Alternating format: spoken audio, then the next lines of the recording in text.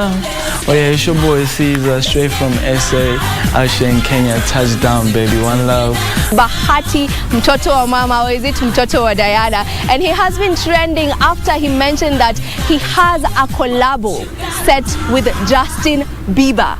And he, as is the usual, he was just trying to chase some clout so that you can talk about him as he releases a Gengeton song. So he has a collaboration with the one and only Ethic. It is about to drop, but well, just the usual Willy Pose being him and doing him.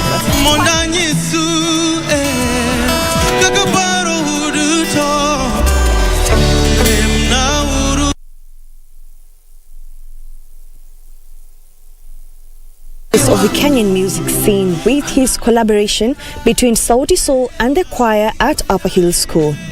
Fila, as he is known in music circles, had however been in music since his days at Upper Hill.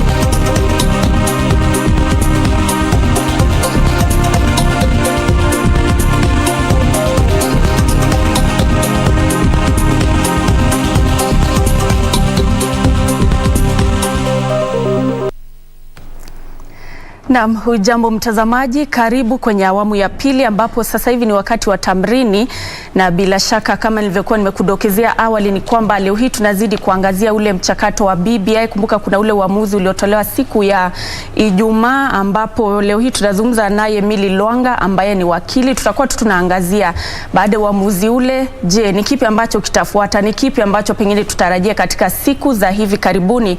Na hivyo basi unaweza kuwasiliana nasi kupitia kwenye mitandao ya kijamii. Twitter ni @KBC Channel 1, @Nancy Okware. Mimi naitwa Nancy Okware, na bila shaka moja kwa moja tukiingia kwenye mazungumzo yetu. Milly, karibu kwenye studio zetu kwa mara nyingine. Asante sana. Na pengine tunapoanza, wakati ambapo uamuzi ule ulikuwa unatolewa na mahakama ya rufani kuanzia mwendo wa asubuhi, watu walisubiri kwa saa takriban 10, na unapoangalia katika mitandao ya kijamii wengi walikuwa wakisema tusubiri tu wakati ambapo uamuzi utakuwa umekamilika tuambiwe ni hivi na hivi wamesema. Kama wakili, hebu tueleze kwa lugha rahisi.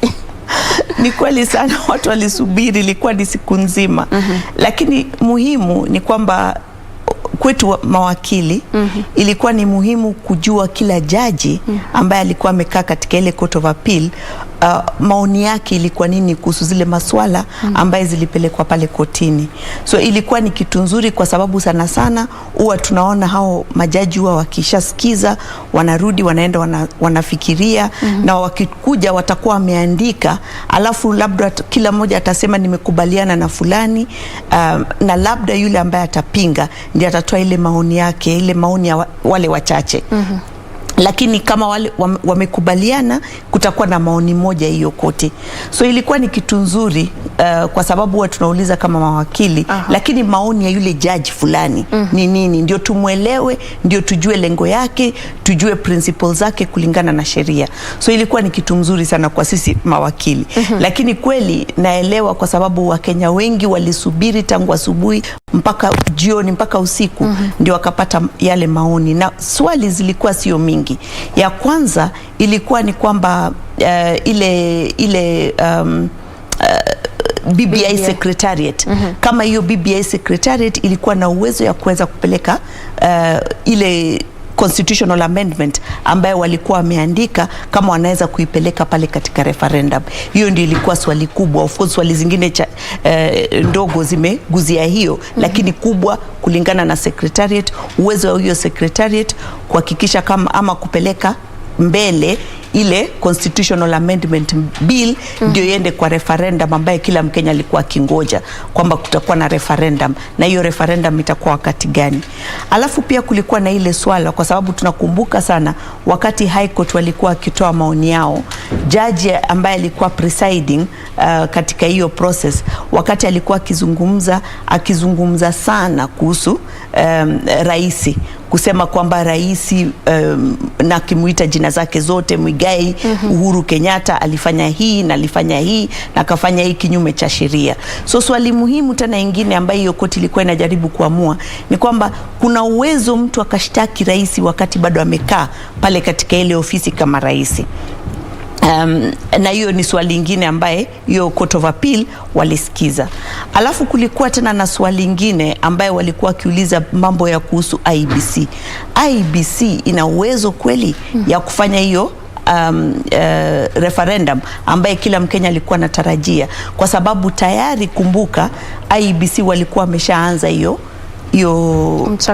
mchakato ya kufanya hiyo ya kupeleka referendum, kwa sababu walishachambua zile masignature, wakaangalia ile bill, wakaona kwamba hiyo bill iko sawa, wakaipeleka pale kwa counties, wakarudishiwa, wakaipeleka huko National Assembly na Senate. So tayari walikuwa wameshafanya vitendo zingine ya kuonyesha kwamba walikuwa katika hiyo njia ya kutupeleka sisi kama wana Kenya kwa referendum. So kulikuwa na hiyo swali, IBC kweli wana hiyo uwezo kulingana na jinsi ambayo imetungwa kwa wakati huu.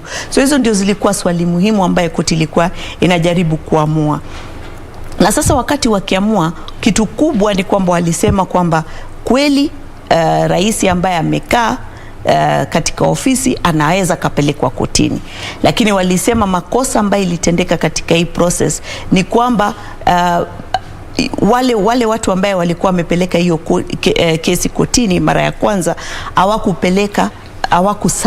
hawakumpatia yule raisi personally zile court documents. So wakasema mlikuwa mna try mtu ama mnajaribu mtu, mmempeleka kotini, mnaamua juu yake na yeye mwenyewe hajapata hiyo nafasi ya kuja kujitetea, kwa sababu hata kama kulikuwa na mawakili pale ambaye walikuwa na linda zile interest, tutasema kwamba ni interest ama concern za raisi, kwa sababu tunajua raisi alikuwa anapendekeza hiyo BBI, lakini lengo yao haikuwa ya kumprotect yeye kama mtu binafsi. Kwa sababu hakuwa ameshtakiwa kama mtu binafsi, hakuwa amesaviwa, mambo ilikuwa ni ile BBI. So wakasema hiyo ni hapo kulikuwa na kosa.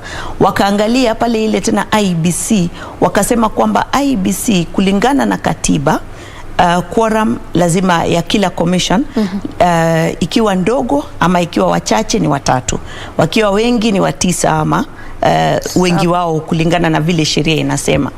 So kwa sababu kuna kama ile salaries and remuneration wako na commissioners kama karibu 11 hivi. So wakasema lakini wachache ni 3. Lakini ile sheria statutory law ya IBC inasema kwamba quorum wakiwa wamekuwa na quorum ni watu 5. Na sasa wakasema kwamba hiyo IBC hawakuwa na quorum, hawakuwa na uwezo. Ni vipi tukafika pale hadi IBC yenyewe kufanya yale majukumu kama vile kuhakikisha kwamba sahihi ziko sawa ikapitisha, ili hali bado kulikuwa na ule mkinzano kati yani idadi ipi ambayo inastahili kuwa pale ya makamishna? Kwa sababu sasa ilikuwa kuna komishona 3 ofisi na lazima kazi iendelee. Wakiwa pale ofisini lazima wanakula mshahara, wanapata mshahara, na hiyo ni pesa ya umma. So wakati wako pale lazima wahakikishe kwamba wanafanya zile vitendo. So kwa sababu hakukuwa na ile njia ama ile clarity ya kusema kwamba hawezi wakafanya hii, hawezi wakafanya ile. Na kumbuka hata kulikuwa na kesi zingine zilikuwa zimepelekwa kotini na koti ikasema IBC ilikuwa na quorum. Koti ingine ya High Court. Na koti ingine ya High Court tena ikasema, ile bench ya BBI wakasema kwamba quorum haikuweko. So ndio Court of Appeal sasa ilikuwa iamue, kwa sababu zile ni High Court zote. Sasa Court of Appeal ikisema ndio tutajua kwamba hiyo ndio njia ama ndio the way forward. So kulikuwa na hakukuwa na hiyo way forward. hapo mbeleni wakati IBC walipewa hizi signatures. So wakaendelea na kazi yao, lakini sasa BBI bench ya High Court wakasema hawana hiyo quorum. Na Court of Appeal pia wakasema kwamba quorum ya kufanya hiyo referendum ambaye ni kitu muhimu sana haikuwa, kwa sababu quorum kulingana na sheria yao ni watu 5. Ndio. Tuzungumze kuhusiana na hatua itakayofuata, manake kuna minunguniko mara hapa na pale. Kuna wale ambao tayari wanasema ya kwamba tutaelekea katika mahakama ya juu, na vile vile kuna wale ambao wanapendekeza kuwe na kutekelezwa kwa baadhi ya vipengee kupitia bunge. Hebu tuzungumze sasa hivi, wale ambao walikuwa wanaunga mkono BBI yenyewe wamesalia na silaha ipi kwa sasa kutokana na ule uamuzi ambao ulitolewa na mahakama ya rufani? Nafikiri kitu muhimu kwao ya kwanza ni kwamba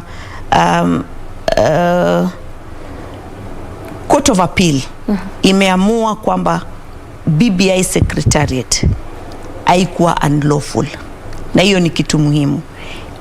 Haikutungwa kinyume na sheria, kwa sababu kulikuwa na zile gazette notice, kukiwa na zile amendment na extension of time. Wakasema na hiyo na rais ana hiyo uwezo, ana hiyo jukumu ya ku set up secretariat, na li set up. Wakasema hiyo ni sawa. Hiyo ni kitu muhimu sana, kwa sababu hiyo inamaanisha kwamba hiyo secretariat kama ilikuwa sawa, wana uwezo ya kufanya vitu fulani na labda sio vitu fulani. So ile bill tena Court of Appeal imesema kwamba Constitutional Amendment Bill, ile bill ambayo walikuwa wamepeleka pale county assemblies na tena wakapeleka pale National Assembly na Senate, hiyo bill haiwezi kapelekwa referendum. Lakini sijaona the entire decision ya Court of Appeal, lakini Court of Appeal kama ijasema kama imesema iko sawa, hiyo BBI Secretariat ilikuwa sawa, it means that bado unaweza ukasalvage ile report ya BBI Secretariat na zile pendekezo ambaye zilikuwa zimeleta mbele, bado inaweza ikapelekwa kwa njia nyingine. Kile ambaye iwezi kutendeka wakati huu ni kuipeleka kwa referendum, kwa sababu Court of Appeal imesema hiyo bill isipelekwe kwa referendum. Lakini hawakusema itupiliwe mbali. Kulingana na maoni yangu, hawakusema itupwe mbali. So kama itupwe mbali, bado mnaweza mkasalvage, mkaitumia, mkahakikisha kwamba zile ambaye mnaweza mkapeleka pale katika Senate, zile mnaweza mkapeleka National Assembly zipelekwe pale, zile ambaye zinaweza zikatekelezwa through executive, rais mwenyewe atoe executive orders, ama tutunge sheria zingine iletwe kama bill, na labda cabinet secretary fulani wanaweza wakafuatilia hizo manjia fulani. So bado kuna hiyo hope watu wa proponents. Pia kuna zile swali ambaye ni muhimu, kwa sababu pia ukikumbuka wakati walikuwa kisoma judgment zao, sikuwa na uwezo wa kusikiza wote kwa sababu ilikuwa siku mzima. Lakini wale nilisikia, kwa mfano Judge Okwengu akisema, aliguzia tu ile naweza nikasema ni tunaita obita, mambo ya MCAs kupewa ile car grant. Lakini ukisikiza Judge Kiage aliendea kwa sana, akasema kwamba hiyo car grant ambaye MCAs walipewa ndio ilifanya wakapitisha hiyo. Hiyo ni kitu muhimu sana tuhakikishe, kwa sababu kuna swali mingi sana utauliza ukisikia hivyo. Kulikuwa na ile evidence ambayo ilipelekwa pale kotini ya kuonyesha kwamba kulikuwa na hiyo car grant, na hiyo baada ya hiyo car grant ndio hawa watu wakapitisha, hawa ma MCAs wakapitisha hiyo. Kulikuwa na hiyo swali kwa sababu kuna wale ma MCAs wengine pia walikuwa wamepewa car grant na hawakupitisha. Na hiyo maneno ya car grant sio kaunti zote zilianza kupewa wakati wa BBI. Kuna wale tayari walikuwa wameshapewa. Ni kitu ambaye ilikuwa ikizungumziwa kwa muda mrefu, sio kitu ambaye ilizungumziwa kwa muda mfupi tu. Ni tu kwa sababu wakati huo media iliangazia sana hiyo hadithi. So hizo ni vitu ambaye ni swali lazima itakuwa ni muhimu kuhakikisha. Swala ingine ya IBC, kwa sababu kulingana na ile nilisikia Court of Appeal walisema kwamba IBC haikuwa na quorum ya kufanya referendum. Lakini kama hawakuwa na quorum ya kufanya referendum, kuna vitu mingi muhimu ambaye IBC inafanya. Hata saa hizi tayari wamefanya vitu mingi, wamefanya procurement kuhakikisha kwamba tuko tayari kama nchi kwenda kwa general election mwaka inakuja. Hiyo pia itakuwa ni mbaya, itakuwa ni kinyume na sheria, kwa sababu bado hawana quorum. Hata tukizungumza saa hizi bado hawana quorum. So itakuwa ni swali muhimu tuone kama Supreme Court wanaweza wakatuonyesha njia ni gani.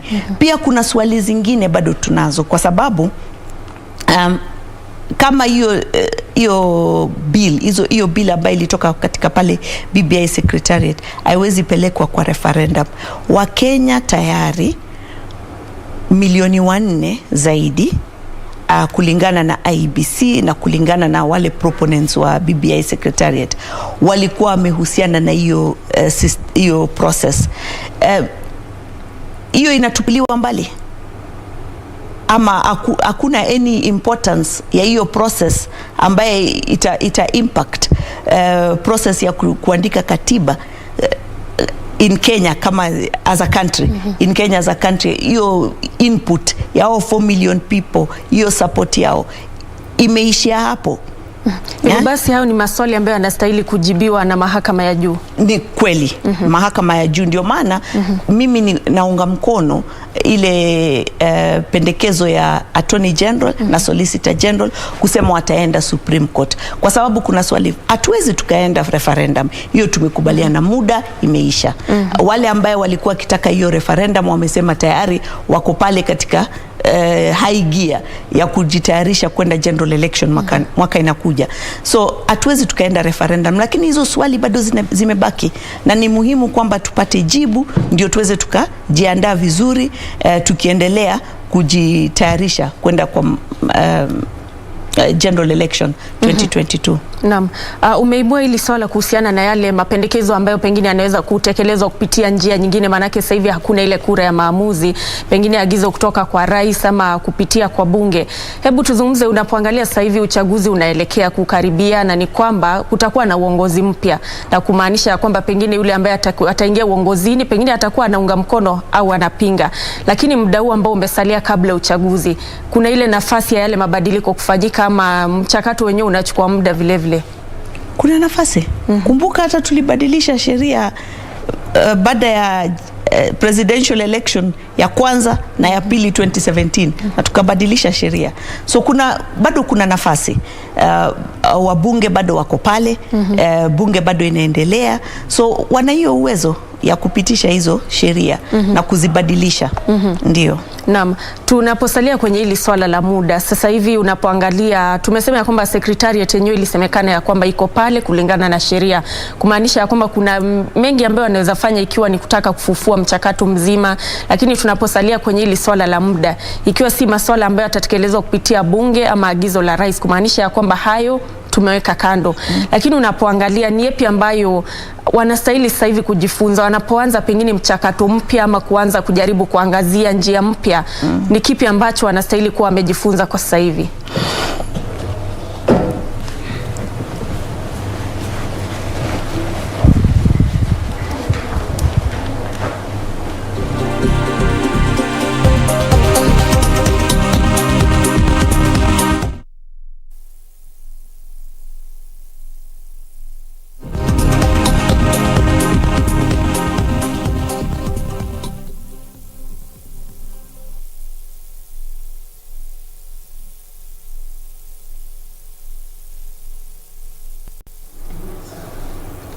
Na mtazamaji, utatuia radhi kwa hitilafu hiyo, lakini hata hivyo tukiendelea na Tamrini, nazungumza naye wakili Mili Longa kuhusiana na mchakato wa BBI, na pengine Mili, tunapotamatisha ni kipi ambacho pengine wanastahili kuwa wamejifunza wale ambao walikuwa wanaunga mkono, ni kipi ambacho kinastahili pengine kufanywa tofauti, na hata somo ambalo wengi wanastahili kuwa wamepata ikiwa katika siku za usoni tutajikuta mahala kama hapa?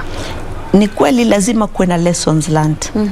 Na muhimu ni kwamba rule of law, nimesahau nitasema vipi kwa Kiswahili, lakini rule of law, kwa sababu Kenya tumekuwa tukizungumzia sana kwa muda umuhimu wa executive kuhakikisha kwamba wamefuata sheria kwa kile kitendo chochote ambayo watakuwa wakifanya. Tumeona kwamba kwa muda siasa imekuwa ikiwa imewekwa mkazo zaidi kushinda sheria kwa kufuatilia ama kutekeleza ile jukumu ya serikali ambayo inatakikana kutekelezwa. Kumbuka kwa mfano, wakati wa kwanza wale watu wa 9 ambao walikuwa wamewekwa pale na wale ndugu wawili, raisi na mwake akiwa Mheshimiwa Raila, walienda wakachagua wale watu wale wa kwanza, wakaenda kutengeneza hiyo maneno ya BBI. Wakirudi watu walisema, wakazungumza, wakasema sasa panua hii secretariat, leta watu faith based leaders, leta civil society, ndio tuone kwamba kuna face of Kenya pale, ndio hii mazungumzo kila mmoja aone kwamba yuko pale ndani. Lakini kwa sababu ya siasa wakakataa kugeuza ile composition ya wale watu wa 9, wakabaki na wale. Kidogo tu nitakukatiza, lakini tutakuwa tunaendelea. Mtazamaji, hebu sasa tuelekee katika eneo la Westlands ambapo baraza la magavana linatoa taarifa na maoni yake kuhusiana na mchakato wa BBI na uamuzi uliotolewa na mahakama ya rufani. The county governments would have an increase in the equitable share from 16.9%, which is current, to not less than 35% of the total revenue collected. This increase will enable the county governments to empower the informal sector, small-scale traders, women, youth, persons with disabilities, and other economically disadvantaged groups. As the Council will therefore explore alternative avenues to ensure that the revenues to the counties are increased to at least 35% of the share of revenue as proposed in the BBI. The Council is of the position that the judgment made on Friday by the Court of Appeal did not consider the substantive issues contained in the Constitutional Amendment Bill. The court's decision largely focused on procedural aspects of the constitutional amendment process through popular initiative. We note that there are clauses that can be amended through a constitutional amendment bill and Article 256 of the Constitution of Kenya, which does not require a referendum.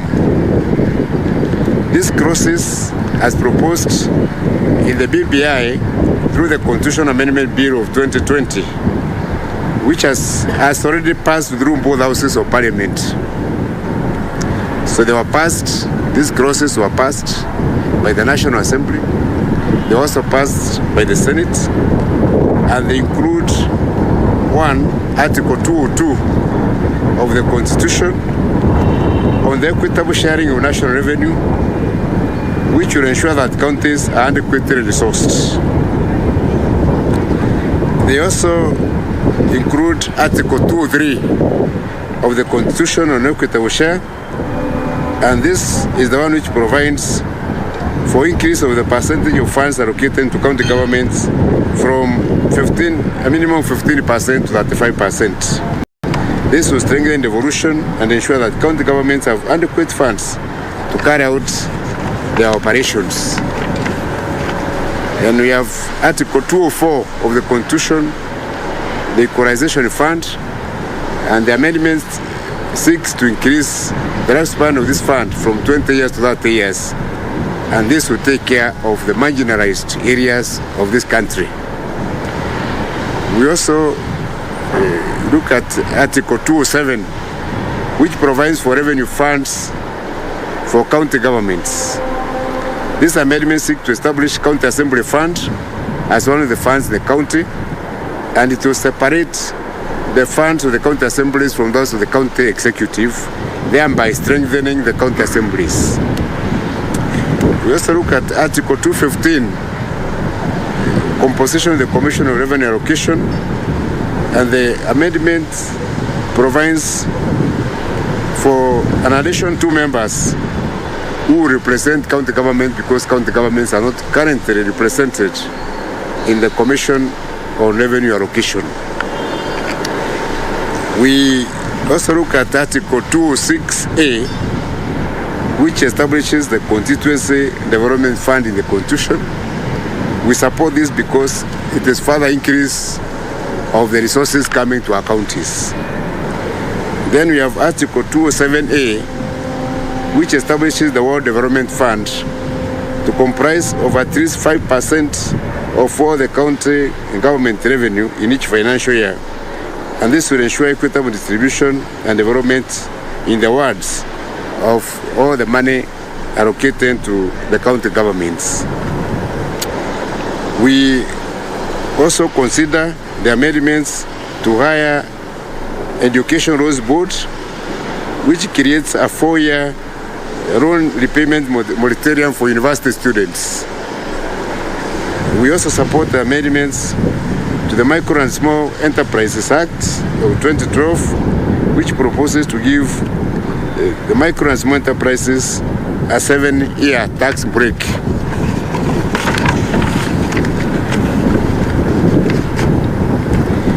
With increased resources to the counties to 35%, the county governments will work to empower the small and micro enterprises in the various counties, to empower the women, to empower the youth, to empower people living with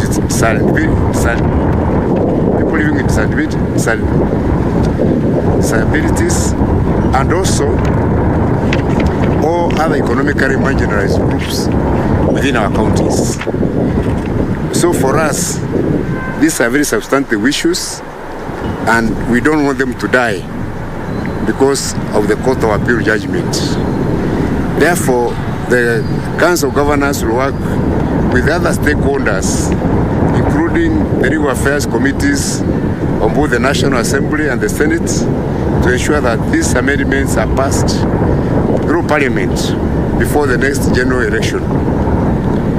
This is the moment to test the political will, the seriousness and genuineness of those, especially in the political class, who are supporting BBI. We expect them to come out strongly to support the bill which the COG is going to sponsor